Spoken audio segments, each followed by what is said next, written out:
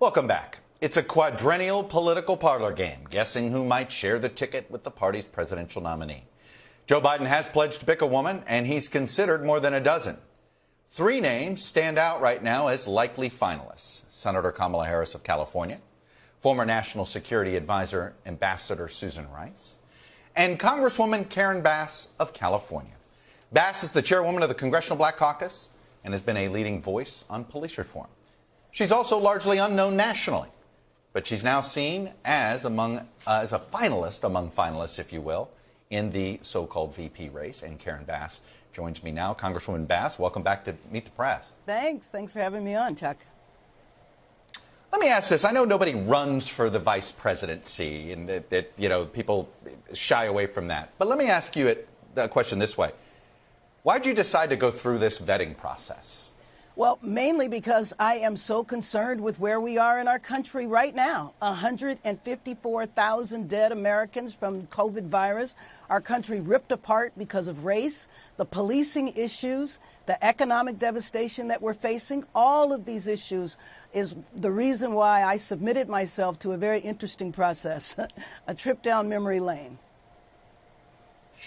Is there something about the post itself that is appealing to you if you did end up as Vice President of the United States? Well, to me, being a partner with somebody who I have deep respect for, with somebody who I believe is authentic, is genuine, has the capacity to have empathy, has tremendous experience, and working alongside of him, aside from being considered as a tremendous honor, but all of that is the reason why I would want to go forward with this.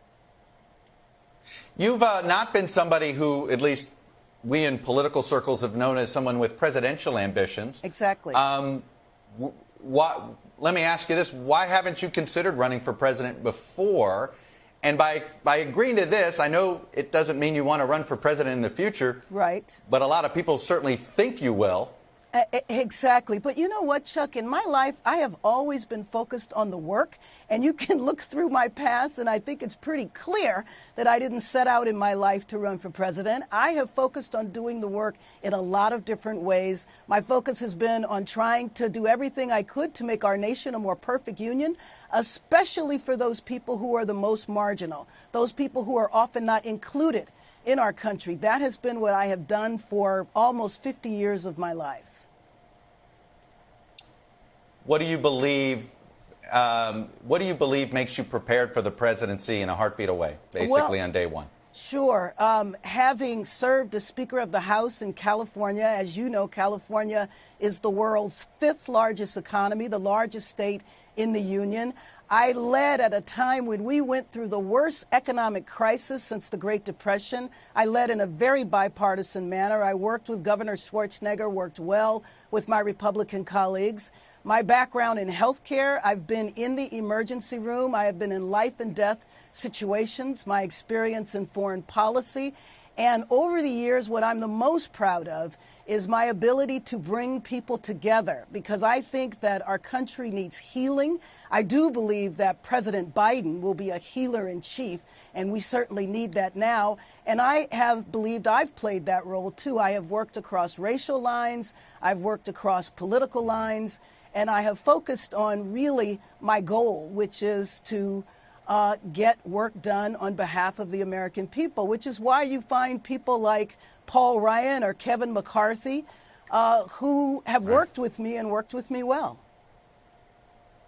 You know, last week you seemed to almost cringe at a description of you in Politico that described you as the anti-Kamala Harris. Absolutely. You didn't like it. I don't. You pointed that out. You complimented her career. But let me ask you this. What do you believe that statement was trying to convey about you? Set aside Kamala Harris.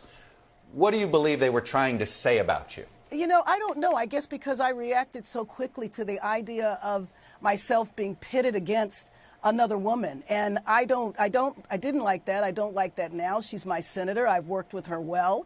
And so whatever that statement was trying to convey was definitely not my focus.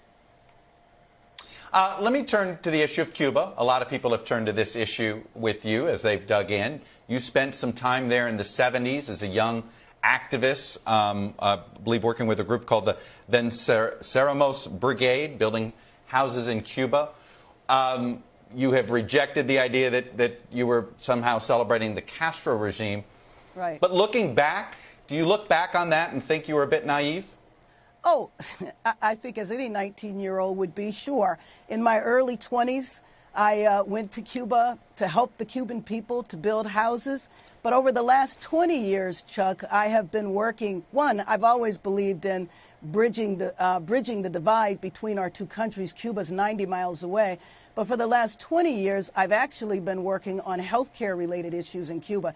You know, the Cubans train U.S. doctors, and I've been recruiting those doctors to work in the inner city because they come in tuition-free. The Cubans also have two medicines, one for diabetes, of which my mother died for, lung cancer, which my father died for, and I would like to have those drugs tested in the United States. Now, that doesn't excuse the fact that I know the Castro regime has been a brutal regime to its people. I know that there is not freedom of press, freedom of association. And interestingly, when I went in my late teens and early 20s, you know, one of the things that, one of the reasons was to build relations with the Americans that were there, because there were over 100 young people that were there, and all of us worked on different issues.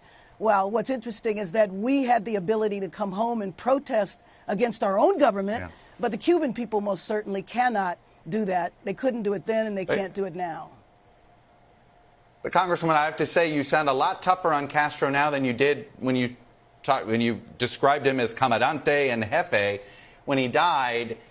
And then you said something that I found interesting. You said you didn't quite realize how sensitive folks were in South Florida about this still. No. And, go ahead. And so I'm just curious, sort of, that you thought, well, Californians wouldn't mind that description, but it might offend Floridians. Forget that a minute. Yeah. It still seemed as if you had a soft view of Castro, if you will. Yeah. And let me explain, too, because I think the use of the term comandante and jefe, what I meant by that is that clearly in Florida, that is a term that is endearing to him. I didn't see it that way. I was expressing condolences to the Cuban people, to the people in Cuba, not Cubans around the world. I don't think that is a toxic expression in California, but let me just say, Chuck, lesson learned. Wouldn't do that again. Talked immediately to my colleagues from Florida and realized that that was something that just shouldn't have been said. But it's not, you said you were expressing condolences to the Cuban people. There's many people who believe that the Castro regime in general was keeping them confined, was stifling their freedom, that it actually, getting rid of Castro might have been a celebration to some. Yeah, maybe. And in the island, I think it's slightly different because, you know, they certainly didn't have the freedom and wouldn't have the freedom to celebrate that. So I think that it is just very important the way the Obama administration had opened up relations with Cuba. I think the best way to bring about change on the island is for us to have closer relations with the country that is 90 miles away. Just very quickly, I'm curious of your reaction. You were called Communist Karen yesterday by the Trump campaign, and Senator Marco Rubio said you would be the most, essentially imply that there was nobody who was ever been considered for the vice presidency that was seen as so much of a Castro sympathizer.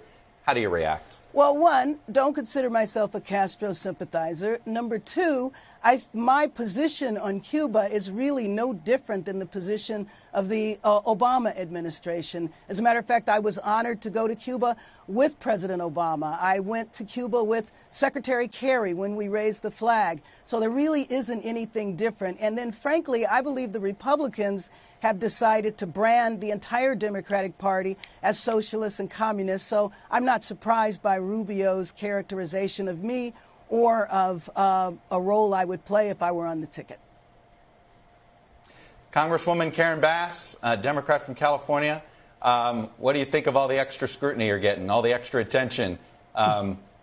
Good or bad? Well, you know what? I mean, it's okay because really my focus is about what this country is going through. I don't want to see another 154,000 Americans dead. And the reason for that is because the lack of leadership we have in the White House. We are 90 plus days away from an election, and I am looking forward to watching President Biden raise his hand and being sworn in. If I'm on the ticket or not, I will work just as hard to get him elected because I believe he has the leadership to get us out of this crisis that we're in right now. Congresswoman Karen Bass, really appreciate you coming on, sharing your perspective with us, and most importantly, stay safe and healthy. Thank you. You too. Hello from Washington, I'm Chuck Todd, and thanks for checking out the Meet the Press channel on YouTube. Click on the button down here to subscribe and click over here to watch the latest interviews, highlights, and other digital exclusives.